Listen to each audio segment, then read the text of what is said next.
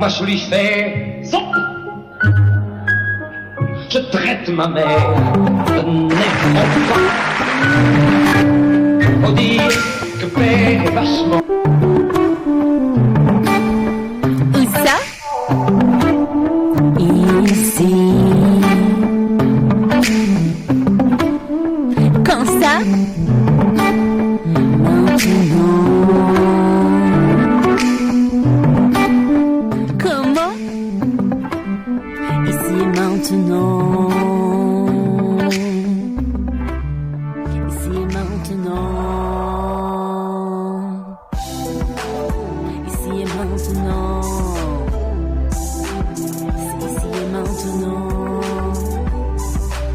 Ici et maintenant. Ici et maintenant. Ici et maintenant. Ici et maintenant. Non, non, non, ici et maintenant. Non, non, non.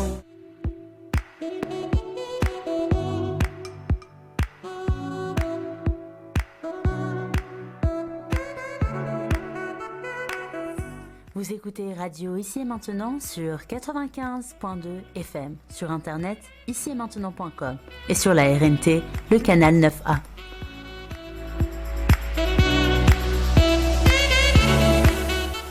L'humeur du temps, tous les lundis dès 23h et Soleil de Perse, tous les derniers samedis de chaque mois, est présenté par David Abbassi, écrivain et historien.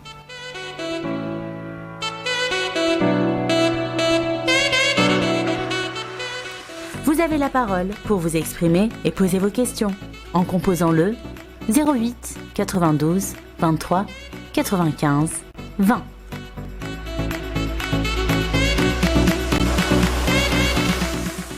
Pour connaître l'actualité de David Abbassi en 4 langues, rendez-vous sur opinion.pm.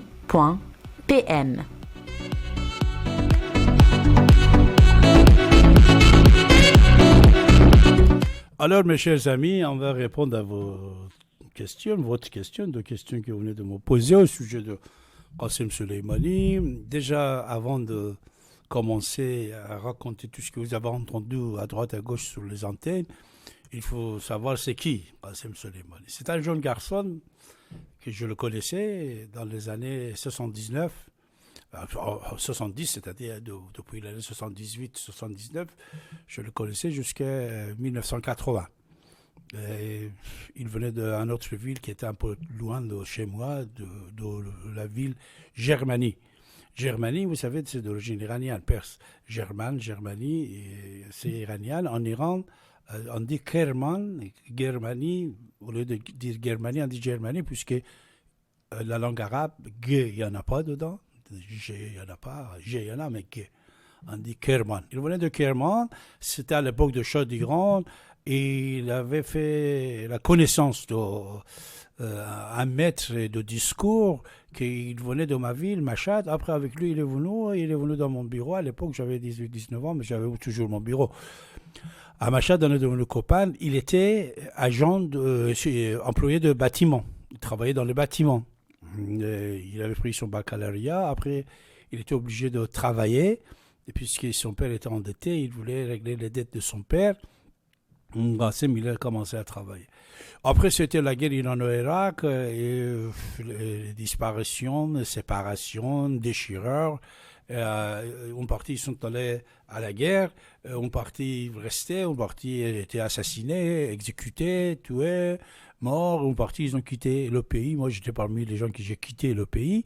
Et Qasem Soleimani, il est resté là.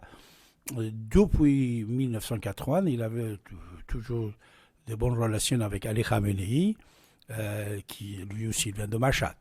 Alors, il a 3 mois plus que moi. Il est né mois de mars 57, mois juillet, avec son copain qui actuellement il a remplacé. Machhad, moi j'avais un bureau pour la jeunesse. Il y avait du monde qui venait me voir, voilà, et lui, et même encore Annie et Ismaël qui l'a remplacé. Enfin, après on a quitté, c'était la guerre. Après des années, peut-être une vingtaine d'années, j'ai entendu son nom, comme quoi il est devenu un général. Mais personne ne le connaissait pas jusqu'à l'année 2011. Alors maintenant, actuellement, partout on parle, on dit personne ne le connaissait pas jusqu'à l'année 2014, où le moment que la guerre en Syrie a commencé, Daesh. Mais non, c'est depuis 2011, à partir du mois de 2011. Comme tout à l'heure, moi j'étais sur l'antenne de télévision I24 News, j'étais tout à l'heure sur cette antenne. À l'époque, j'étais aussi sur l'antenne de Al Arabiya, le soir même, parce qu'on disait à l'époque, en 2011, exactement, c'était le 11, c'était le 11 novembre 2011. J'étais invité par Al Arabiya dans leur institut ici à Paris. Ils voulaient m'interviewer sur des sujets, l'attaque en Iran. Est-ce qu'on va attaquer l'Iran ou non, comme question d'aujourd'hui, après une dizaine d'années. Alors, quand j'étais en train de parler, j'ai commencé à parler de Qasem Soleimani pour la première fois, et personne ne le connaissait pas. C'était très intéressant puisque la femme, les stars d'Arabiya qui m'interviewaient, c'était une femme, une mademoiselle, vraiment une star de télévision arabe, c'était libanaise, mais il travaillait chez Al Arabiya. Elle s'appelait Najwa Qasem. Vous voyez, Qasem Soleimani, Najwa Qasem. Tout le monde, peut-être, beaucoup de gens, ils croyaient peut-être que c'était un coup monté. Et Qasem interview Siavash avec David Abbassi. Et David Abbassi parle de Qasem Soleimani. Peut-être dans le monde, beaucoup de gens, ils ont cru que c'était un coup monté. Mais non, je vous assure, c'était comme ci, comme ça. Alors, très intéressant. Écoutez bien, l'histoire est très intéressante, puisque Qasem Soleimani était assassiné le 3 à 0:30 minutes, c'est-à-dire la nuit de 2, dès qu'on entre dans le 3 janvier à 1h ou minuit 30 ou 1h, parce que ce n'est pas exact l'heure qu'on nous donne. Il était assassiné, mais le plus intéressant, c'est Madame Najwa Qasem, également, était mort discrètement, non, c'est pas pourquoi, chez lui à Dubaï, une fois qu'il a fêté avec sa famille, qui était avec elle dans l'appartement d'elle, un appartement qu'il venait de l'acheter, Madame Najwa Qasem. 2h, 3h du matin, il dit au revoir à tout le monde, il va aller dormir, mais après quelques heures, il ne se lève plus, elle est morte. Elle est morte, il y a un bruit sur les médias arabes depuis le 3 janvier sur Najwa Qasem, vous pouvez aller chercher, qu'on dit, le police de Dubaï, il a dit que c'était une crise cardiaque, mais on dit non, crise parce qu'il était en pleine santé, etc. C'est-à-dire, Najwa Qasem, voilà, c'est comme ça. Mais je vais vous diffuser quelque chose qui est très intéressant de Najwa Qasem quand on parle avec moi, quand elle parle avec moi le soir même. من باريس ينضم إلي السيد ساوي شوفستا رئيس المعهد الدولي للدراسات الأفستائية. أتمنى أن أكون ألفظ كل الكلمات الفارسية بشكل صحيح. أستاذ أوفستا، أهلا بك في نهاية الأسبوع. أهلا ومرحبا بكم الآنسة نجوى قاسم. لكن هذه المشكلة مشكلة الانتخابات الداخلية. Il vient de me présenter sur l'antenne. Il dit voilà, c'est mon invité de Paris, Siavash Avesta, mon nom personne, David Abbassi. Et après, elle dit, j'espère que je prononce bien, puisqu'il parle de l'Institut Avesta, tout ça. Et après, c'est moi que je veux commencer. C'est très intéressant. كمية ici, كبيرة من المعطيات. quand elle me pose la question, ولكن أنا أود أن أفهم منك، هل حضرتك مقتنع بأنه الغرب لا يريد الحرب، أم ما قلته وتفضلت به حول الأسباب؟ Voilà, elle pose la question comme quoi, est-ce que on va attaquer l'Iran? Nous sommes en 2011. 2011. Est-ce que on va attaquer l'Iran, oui ou non, etc. Et c'est là que moi je commence à أمريكية، لأن هناك وفد قادم أمريكي أمني إلى إسرائيل من أجل هذا الموضوع تحديدا. الآنسة نجوى قاسم، أنا قلت لك بأن بداية أي ضربة ضد الإيران بداية الحرب الدولي. لو أنا حكيته عن جيش القدس. جيش القدس موجودة في كل العالم. أنا ما أعرف النظام الإيراني، كل العالم يعرف هذا، ولكن لا يجب أن ننسى ماذا يدور في العالم. أنا قلت لكم بأن موساد ومركز الاستخبارات الأمريكية لأنهم يعرفون جيدا جنرال قاسم سليماني ويعرفون Voilà, vous voyez, je parle de Qasem Soleimani. Je réponds à Mme Najwa Qassem que puisque l'armée de Jérusalem présidée par Qasem Soleimani existe, personne n'osera pas attaquer l'Iran en 2011.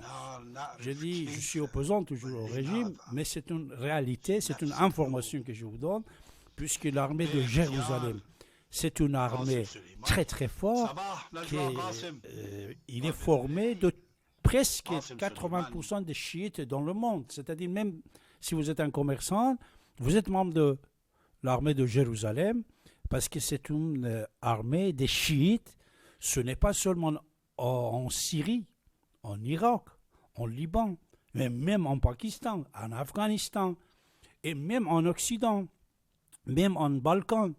Puisqu'à l'époque, Qasem Soleimani, il a fait des interventions même à Yougoslavie, mais côte à côte avec les Américains. Et ici, je dis, 11, je dis, patron de Mossad et patron de CIA, ils ne vont jamais faire la guerre avec l'Iran puisqu'ils travaillent avec l'armée de Jérusalem, Qasem Soleimani, et il connaît la force de cette armée, puisque c'est une armée de milices, ce n'est pas une armée réguliers.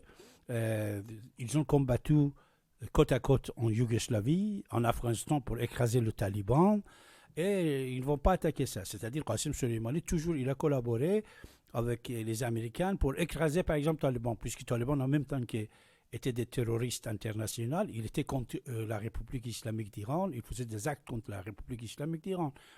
Après, en même temps, Qasem Soleimani, c'est celui qui va faire chuter Saddam Hussein. Alors lui, il va faire chuter Saddam Hussein grâce à l'armée américaine, parce que c'est les Américains qui vont l'attaquer, ils vont frapper, etc., etc.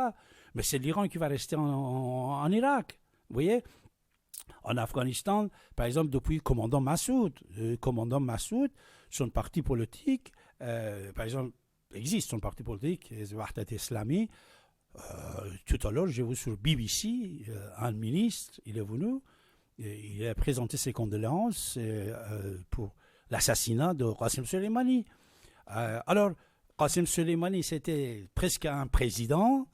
Dans tous les pays musulmans qu'il y a des chiites se trouvent, existent. Et après, vous savez, même on est allé jusqu'au Yémen, la guerre en Yémen, etc., etc. Mais une chose qui est très intéressante, je l'avais déjà dit, si vous vous rappelez, il y a déjà 2 mois, quand Qasem Soleimani était vivant, j'ai parlé de Qasem Soleimani, j'ai parlé de l'armée de Jérusalem. Avant, j'en avais parlé plusieurs fois. Je crois que vous êtes au courant, de toute façon, j'en avais parlé plusieurs fois de ça.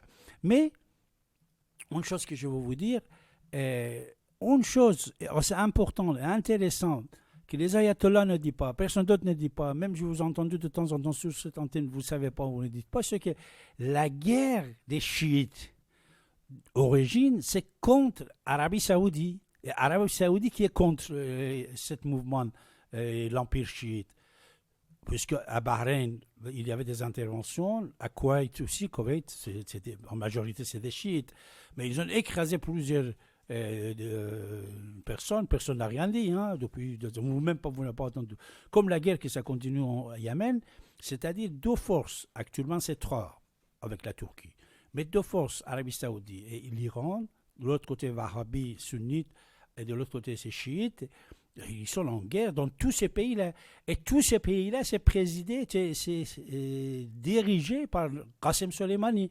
Qasem Soleimani, ce n'était pas 4e, 5e homme en Iran. C'était 12e homme fort en Iran, puisque premier, c'est le guide, Ali Khamenei. Et après, c'était lui qui était plus fort que le président, Hassan Rouhani, plus fort que le Parlement, etc., etc.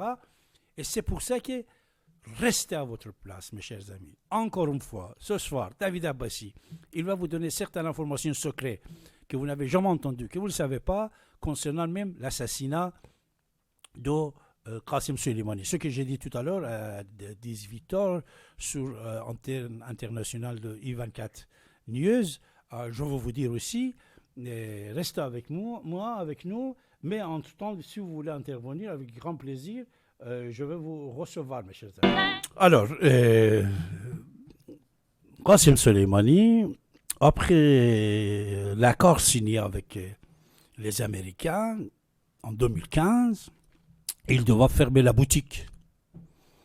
Bon, je ne veux pas entrer dans l'histoire, encore vous raconter tout à suite. Il doit fermer la boutique, puisque surtout les Saoudiens, ils demandent qu'il soit éliminé. Même ils décident de verser une somme d'argent assez importante. Même ils font à Riyad, cherchez ça sur l'internet, vous allez le trouver. Hein. À Riyad, ils vont faire des réunions des commerçants internationaux qui, par le biais de financement des commerçants, ils financent cet assassinat. Alors, ils vont proposer l'Israël qui ne va pas le faire, l'Europe, personne ne va pas le faire, même les Américains, c'est Obama à l'époque, il ne va pas le faire. Mais Qasem Soleimani, la République islamique d'Iran, il sait que lui, il est en danger.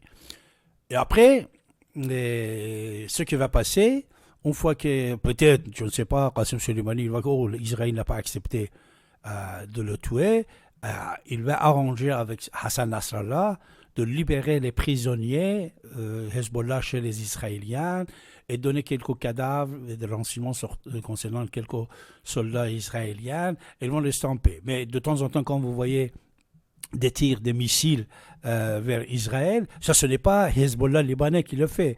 C'est Djihad islamique ou groupe de Zoddin Qassam et d'autres mouvements, des petits mouvements qui vont faire ça, qui vont continuer. Mais Qasem Soleimani, en cachette, ils font un accord par Hassan Nasrallah avec Israël qu'on ne frappe pas. C'est pour ça qu'Israël il va frapper pendant ces années qui va passer plusieurs sites iraniens en Syrie, en Irak. Pas en Iran, mais en Syrie, en Irak. Plusieurs sites nucléaires, militaires, des stocks de missiles. Mais jamais Qasem Soleimani ne va pas répondre à Israël et jamais il ne va pas déclencher la guerre contre Israël. Pourquoi? Puisque son cible, il l'avait déjà décidé, il le sait, que même le financement, tout ça, ça venait d'Arabie Saoudite contre l'Iran et il va cibler l'Arabie Saoudite. C'est pour ça qu'il y a la guerre au Yémen qui va être déclenchée, la guerre de Bahreïn, de Koweït. Mais Bahreïn et Koweït, toujours, tout de suite, il y a des interventions des Saoudiens et les autres Arabes du Golfe Persique. On va écraser le révolutionnaire qui va commencer. Mais Yémen, ça continue jusqu'à maintenant. Alors, comme vous savez, la vie chez les Arabes, c'est des tribus. Quand vous tuez une ou deux personnes ou 50 personnes, ils vous tuent, c'est pas grave. Mais si vous tuez de ces gens-là, vous devez les payer. Hein. Même de temps en temps dans l'histoire, on donnait la tête des gens de d'autres tribus pour que la guerre s'arrête. C'est question de tribus. On a des gens qui sont de tribus, ils connaissent mieux que moi. Alors, la tête de Qasem Soleimani va être demandée. Alors, en Iran, il y aurait deux tendances. Tendance de Hassan Rouhani, qu'ils vont accepter puisqu'ils vont signer certains contrats qui est dans les normes internationales comme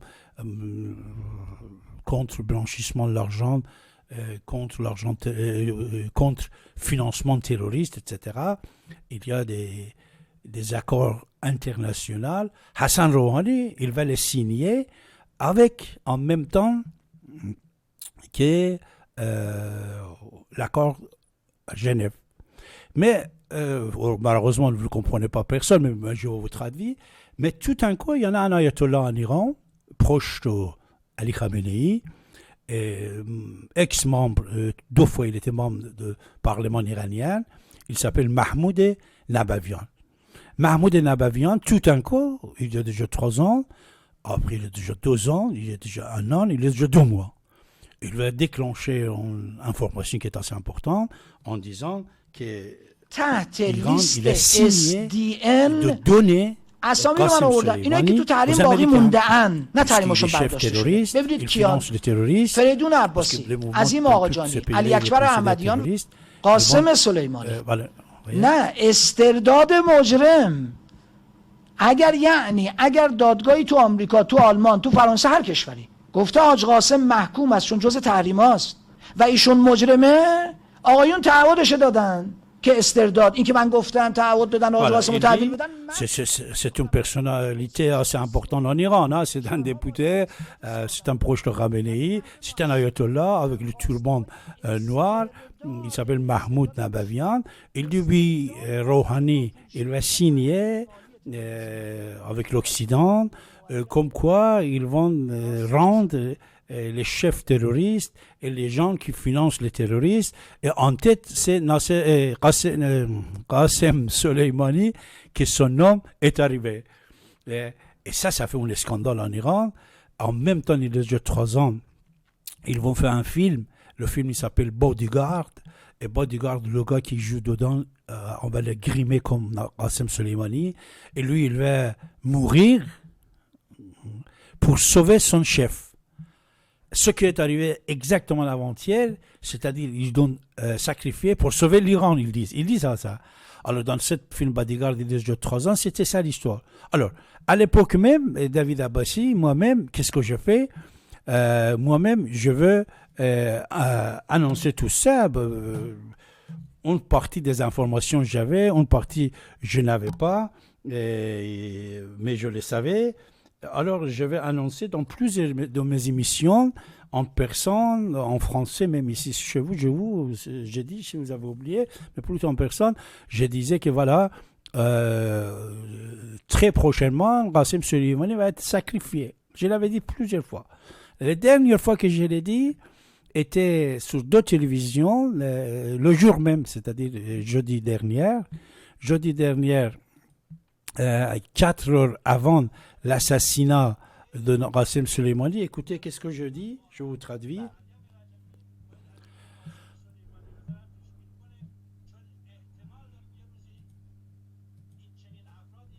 Voilà. Juste 4 heures avant l'assassinat de Qasem Soleimani, je veux dire sur l'antenne que Qasem Soleimani, c'est possible qu'avant qu'il soit tué, il tue le guide spirituel, c'est-à-dire voilà, il tire sur le guide spirituel. Et il y a déjà 3 semaines également, j'ai dit le jour de Qasem Soleimani, il compte, s'il ne tue pas, on va le tuer. Après 3 heures, 5 heures, il a été assassiné. Et une chose qui est très importante, parce que lui, il était patron d'un mouvement international assez fort, qu'il avait des informations de n'importe qui, de n'importe où. Lui-même, il savait qu'on a fait un accord, un contrat sur lui. Lui, il le savait. Alors pour ça, il avait dit à sa famille que j'attends d'être assassiné, du martyr. Il dit, j'attends d'être martyr, puisque je sais que je suis en danger. Alors le soir qu'il va quitter, vers 10 heures de soir, 2 janvier, la Syrie, pour prendre l'avion pour venir en Irak, cet voyage, c'est un voyage d'adieu. Puisqu'avant, il était en Liban avec Hassan Nasrallah et les autres. Il va dire au revoir, mais il ne va pas dire au revoir. C'est dernière rencontre. Voilà. Il ne va pas le dire que je vais mourir. Hein. À personne ne dit pas ça, mais il le sait. Il était en Liban. Il va embrasser Hassan Nasrallah. Il va lui dire au revoir. Après, il va venir en Syrie. Il va dire au revoir à Bachar Assad et les autres. Au revoir. Et là, c'est très important.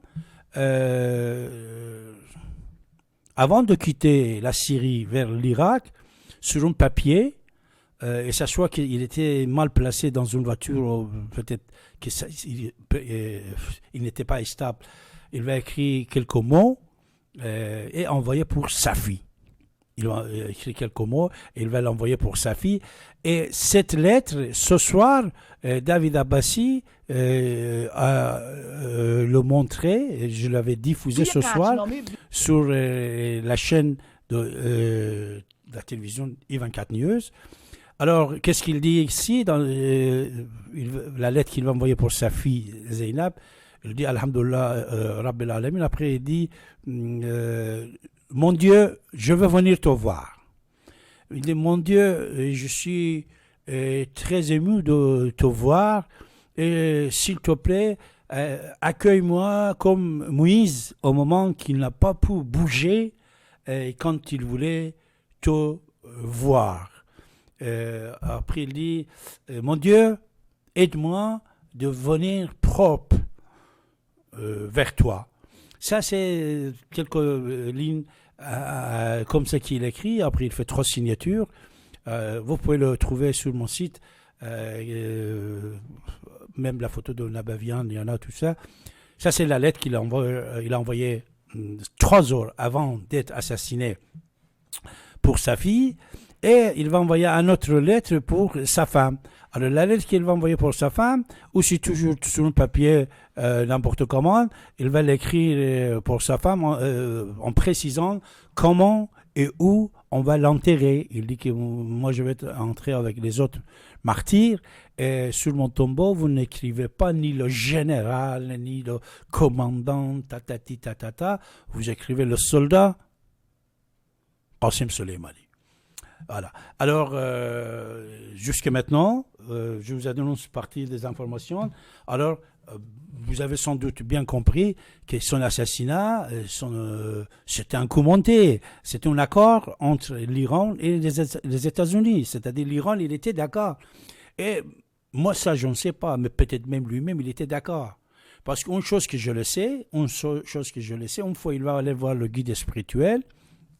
Il va dire, guide, s'il te plaît, puisque le brouillé, on va l'arrêter, on va le juger, et Hassan Rouhani, il va l'arrêter, le président de la République. Ils ont signé cette arrestation et tout ça. Après, ils ont dit non. Mais M. Nabavian, il montre les documents signés et même passés à la vote dans l'Assemblée iranienne, comme quoi, oui, on va donner Qasem Soleimani aux Américains. Pour être jugé comme un terroriste. Ça, c'est maintenant, personne ne peut pas nier ça. Alors, à l'époque, je ne sais pas quand, il va aller voir Khamenei. Il va dire, écoutez, chef, moi, je veux bien être assassiné comme un martyr, comme vous voulez, mais je ne veux pas être prisonnier des Américains, s'il vous plaît. Ça, il va le dire, mais c'est pour ça qu'il y a sa famille, parce que son frère, il a parlé, sa fille Zainab, il a parlé, et son fils Hossein aussi, il a parlé. Et tout le monde dit que ces derniers jours, on voyait qu'il attendait d'être assassiné. Mais il n'utilise pas le mot assassinat, il utilise le mot être martyr. Tout le monde savait ça, et voilà, à la fin, c'est en Irak que le rendez-vous va arriver. Alors, première question qui m'a été posée ce soir sur I24 News, est-ce qu'en Iran, quelle était l'impression qu'il y a eu cet assassinat? Je dis, c'était bien pour la République islamique d'Iran. Puisque la République islamique d'Iran, il y avait des manifestations, même il y a déjà 2 semaines, vous avez entendu, des cris, on a tué des gens, plusieurs, et tout le monde croyait que ce régime va être tombé. Vous-même, parmi vous, il y en a plusieurs personnes, quand vous téléphoniez à David, vous disiez, alors, quand est-ce que tu vas rentrer, ça y est, voilà. L'Iran, la révolte était assez forte, et que le régime, tout le monde pensait qu'il va être tombé. Mais maintenant, avec le cadavre du général Qasem Soleimani, ils ont ramassé plusieurs millions de personnes dans les roues. Ce n'est pas seulement en Iran, au Liban, en Syrie. Et vous allez voir, ils vont faire des manifestations dans les autres pays européens aussi. Et ça sera quelque chose que, pendant certains temps, ça va continuer pour impressionner les gens et même les Iraniens pour les faire peur et les faire entrer dans la maison. Et surtout que, réellement, j'ai constaté une partie qui était opposant. Ils sont devenus contre l'Amérique, puisqu'ils disent que c'est une insulte de tuer un général, même si on est contre. Ils disent ça. Mais de l'autre côté, il y a tous les mouvements mercenaires qui touchent l'argent depuis des années de Saddam Hussein ou d'Arabie Saoudite, ils sont iraniens, ils parlent iranien, vous les voyez demander dans la rue, ils vont dire qu'ils sont d'accord avec cet assassinat. Oh oui, c'est un grand assassin. En plus, autre chose que je vais vous dire, c'est très intéressant, depuis 48 heures, 72 heures, ils ont inventé énormément de mensonges sur cette personne-là. Alors, on est pour le compte, moi je suis en train de vous informer, hein. Je suis en train de vous informer. Je ne dis pas qu'il était bien ou il était mauvais, c'est à vous de juger. Mais une chose qui est très intéressante et très importante de savoir, depuis 48 heures, organisation, machine des Arabes qui financent l'opposition de Qasem Soleimani et qui souhaitaient l'assassiner. Quand ils ont pu qu'ils ne peuvent pas assassiner par l'Israël ni par l'Amérique et tout ça, il y a déjà 3 ans, ils ont dit alors on va commencer à terroriser, salir le visage de Qasem Soleimani. On voit qu'on l'a terrorisé, on a sali son visage, et après quand on va le tuer, voilà, c'est le moment présent. Par exemple, c'est le moment présent. Il y a certains mouvements qui étaient depuis toujours mercenaires. Là, vous prenez l'argent, ils prennent l'argent des millions, des milliards d'Arabie Saoudite. Ils sont contents. Ils ne cachent pas qu'ils sont contents, mais ils viennent dans les réseaux sociaux attaquer les autres, attaquer là, tatata. Mais ce que, même ce soir, Israël même, il l'a montré, parce qu'une chose qui est très intéressante, c'est la démocratie qu'ils ont là-bas. Ils sont contre Qasem Soleimani. Il a fait des guerres contre Israël, etc. Mais quand il donne l'information, il montre la réalité. Quand il a les lettres qui restent de lui, que moi je mets à leur disposition, il le montre à la télé. Il dit la vérité. Vous voyez, même à l'Arabie, vous avez pu constater, sur l'Arabie, 11, quand ils m'ont interviewé. Alors, ce que j'ai dit, c'est trop dangereux, Qasem Soleimani, je ne sais pas quoi. Tout était diffusé. Ils n'ont pas dit, oh, on est contre Qasem Soleimani, il ne faut pas. C'est-à-dire, de l'autre côté, ça aussi, il y en a, et ça aussi de ce côté-là. Alors, cet assassinat, c'était comme ça pour l'Iran.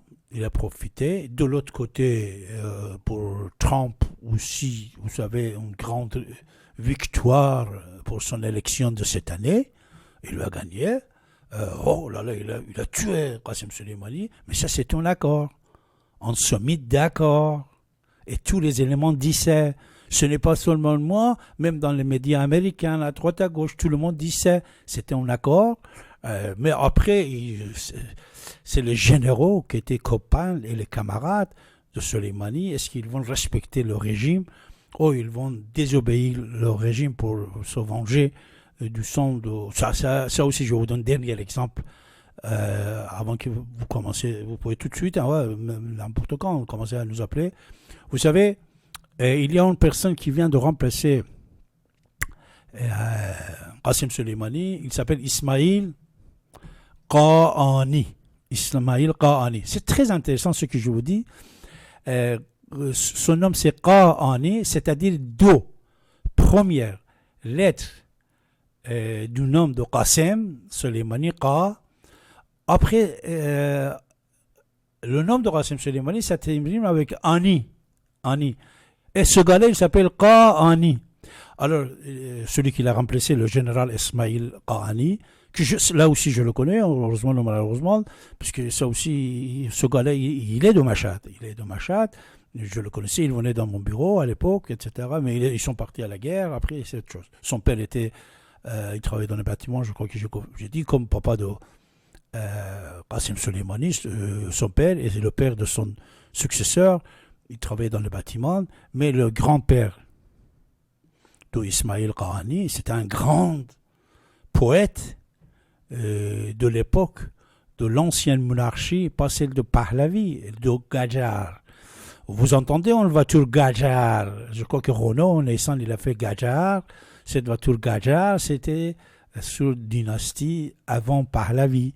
Qajar, il investissait beaucoup ici en France, beaucoup d'argent, etc. Enfin, son grand-père était poète dans le palais de Qajar, mais son père était pauvre, était un travailleur dans le bâtiment, et lui-même aussi, mais ils vont entrer dans le pastoral depuis 1981-82, ils deviennent comme si. Alors, dernière chose que je voulais vous dire, c'est ça.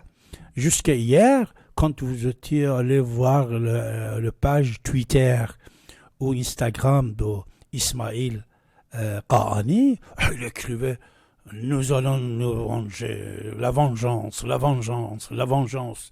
Lui-même, il écrivait « Vengeance, vengeance ». Alors aujourd'hui, quand la cérémonie d'adieu avec Qassim Soleimani s'est terminée, et les journalistes ils vont aller interroger le général Qaani. On dit, mon général, quel est votre message pour le peuple iranien? Il parle en une, à la fin, il dit, monsieur, quand même, dites quelque chose pour le vengeance, parce que les Iraniens, ils vont entendre le vengeance. Il dit, vengeance? Oui, monsieur, vengeance. Alors, tout le monde va entendre qu'est-ce qu'il va dire. Il dit, vengeance, c'est le Dieu qui va le faire. C'est le Dieu. Il a dit dans le Coran, il va se venger, c'est la vengeance. Après, il continue, après ça, il dit, écoutez, même pour Qassim Soleimani, si en tout, même Trump ou en tout, ses ministres, c'est pas suffisant, c'est-à-dire on va pas le tuer, parce que ce n'est pas suffisant, et tout ça, c'est le Dieu qui va se venger. Puisque de l'autre côté aussi, ils ont peur, puisque le pouvoir que Qassim Soleimani, il avait dans les chiites, dans le monde entier, l'empire chiite, les autres, ils ne l'ont pas. Le charismatique que lui, il avait, c'était un type charismatique. Personne ne l'a pas. Même Ali Khamenei qui est le guide, il ne l'a pas. Il n'a pas le contact, il n'a pas les informations. C'est Qassim Soleimani qui gérait lui-même. Ville à ville, il était allé. Mais il était en bon contact avec les Américains jusqu'il y a déjà 2 mois. Un mois, quand il a terminé Daesh en Irak. Et quand il a terminé Daesh en Irak, c'est lui qui ordonnait aux Américains quel endroit en Syrie, quel endroit en Irak il devait être frappé. C'est-à-dire, c'était un allié avec les Américains, il travaillait avec eux, jusqu'il y a déjà 2-3 mois qu'il allait finir sa mission d'exterminer le Daesh, mais maintenant ils vont revenir, puisque, voilà. Alors, je crois qu'il y avait énormément de choses à vous dire, mais jusqu'à maintenant ça va, et je vais attendre vos interventions, mes chers amis, en composant le 08 92 23 95. Voilà. Je parle un peu vite, comme ça, pour pouvoir vous donner le maximum d'informations que facilement et rapidement, vous pouvez composer notre numéro pour intervention.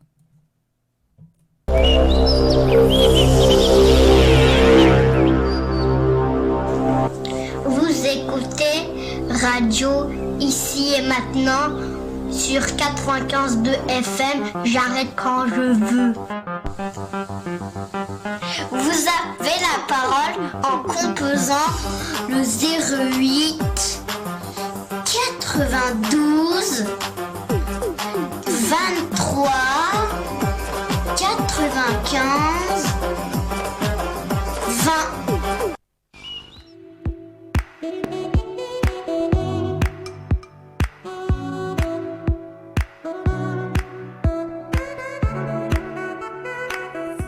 Vous écoutez Radio Ici et Maintenant sur 95.2